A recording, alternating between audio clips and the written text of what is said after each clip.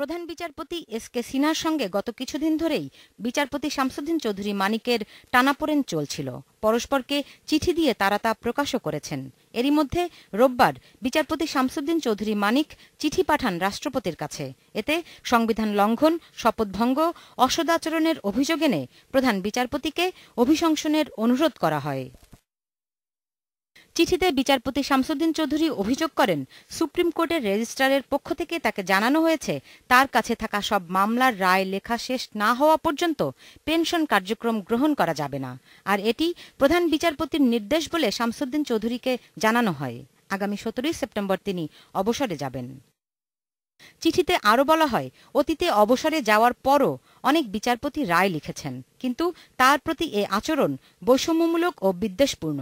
Appeal বিভাগের বেঞ্চে বিচারিক কার্যক্রম থেকে সরিয়ে দেয়া সহ প্রধান বিচারপতি কিছু সিদ্ধান্ত নিয়েছেন, যা ন্যায় বিচার প্রতিষ্ঠার অন্তরায় বলে চিঠিতে উল্লেখ করেন শামসুদ্দিন চৌধুরী মানিক।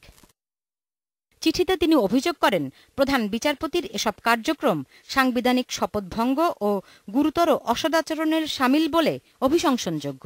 প্রধান বিচারপতিকে অভিশংসনের আবেদন জানিয়ে আপিল বিভাগের কোনো বিচারকের চিঠি দেওয়ার ঘটনা দেশের ইতিহাসে এটাই প্রথম।